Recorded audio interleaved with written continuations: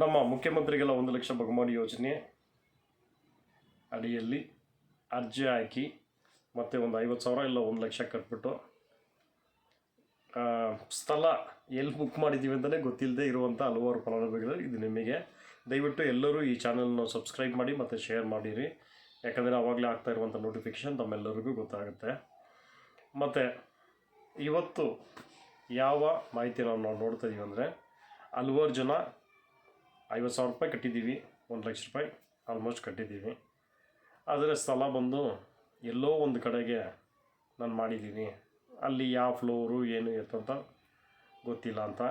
ದಯವಿಟ್ಟು ಆ ಥರ ಇರುವಂಥ ಫಲಾನುಭವಿಗಳು ನಿಮಗೆ ನಿಮ್ಮ ಸ್ಥಳವನ್ನು ನೀವು ಆಯ್ಕೆ ಮಾಡ್ಕೊಂಡಿರ್ತೀರ, ದಯವಿಟ್ಟು ಆ ಸ್ಥಳಕ್ಕೆ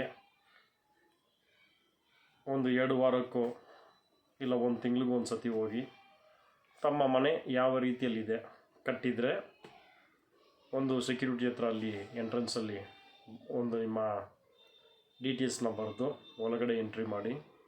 ಸೊ ಹೋಗ್ತಾ ಸೇಫ್ಟಿ ಹೆಲ್ಮೆಟ್ಸ್ ಏನಾದರೂ ಇತ್ತಂದರೆ ಅದನ್ನು ಕೊಟ್ಟರೆ ದಯವಿಟ್ಟು ಹಾಕ್ಕೊಂಡು ಒಳಗಡೆ ಹೋಗಿ ನೋಡಿ ಮನೆ ಯಾವ ಪರಿಸ್ಥಿತಿಯಲ್ಲಿದೆ, ಯಾವ ರೀತಿಯಲ್ಲಿದೆ ಅಂತ.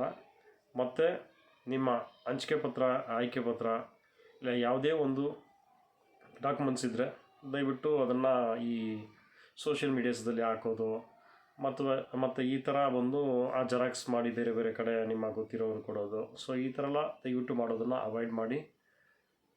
ನಿಮ್ಮ ಮನೆ ಕಂಪಲ್ಸರಿ ನೀವು ತಿಂಗಳಿಗೆ ಒಂದು ಸತಿ ಆದರೂ ಹೋಗಿ ವಿಸಿಟ್ ಮಾಡಿ ನೋಡ್ಕೊಂಡು ಬನ್ನಿ.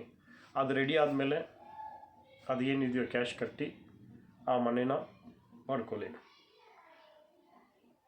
ಓಕೆ, ಇದರಿಂದ ಏನಪ್ಪ ಅಂತ ನೋಡಿದ್ರೆ ಹಲವಾರು ಕಡೆ ಒಂದೊಂದು ರೀತಿಯಲ್ಲಿ ಒಂದೊಂದು ಪ್ರಾಬ್ಲಮ್ಸ್ ಹೋಗ್ತಾ ಇದೆ. ಅದಕ್ಕೋಸ್ಕರ ಭಯಪಟ್ಬಿಡೋಕೆ ಹೋಗ್ಬಿಡಿ, ಸೇಫ್ಟಿಯಾಗಿದೆ. ಏನಂದರೆ ನೀವು ಹಾಕುವಂಥ ಹಂಚಿಕೆ ಪತ್ರ ಶೇರ್ ಮಾಡ್ತಾಯಿದ್ರೆ ಅದು ಚೆನ್ನಾಗಿರಲ್ಲ. ಸೊ ಸರಿಯಾಗಿ ನಿಮ್ಮ ಕೈಯಲ್ಲಿ ಇಟ್ಕೊಳ್ಳಿ, ಹೋಗಿ ತಿಂಗ್ಳಿಗೆ ಒಂದು ಸತಿ ಮನೇನ ನೋಡಿ. ಮತ್ತು ಎಲ್ಲಿ ಬುಕ್ ಮಾಡಿದಿರೋ ಆ ಸ್ಥಳವನ್ನು ನೀವು ಫಸ್ಟು ನೋಡ್ಕೊಳ್ಳಿ. ತುಂಬ ಜನ ಎಲ್ಲೋ ಸಿಸ್ಟಮಲ್ಲಿ ಕೂತ್ಕೊಂಡು ಸರ್ ಯಾವುದೋ ಒಂದು ಸ್ಥಳ ಬಂತು ಅದನ್ನು ನಾನು ಬುಕ್ ಮಾಡ್ಕೊಬಿಟ್ಟೆ. ಓಕೆ, ಬುಕ್ ಮಾಡಿದ್ದೀರಾ, ಓಕೆ, ಹೋಗಿ ಫಸ್ಟು ಸ್ಥಳನ ನೋಡಿ, ಅದನ್ನು ಮಾತ್ರ ಮಿಸ್ ಮಾಡೋಕ್ಕೆ ಹೋಗ್ಬೇಡಿ. ಸ್ಥಳ ನಿಮ್ಮದು, ಎಲ್ಲರೂ ಸೇರಿ ಒಂದಾಗಿ ಜಾಯಿನ್ ಮಾಡಿ ಕ್ಲಿಯರ್ ಮಾಡ್ಕೊಳ್ಳಿ. ಧನ್ಯವಾದ.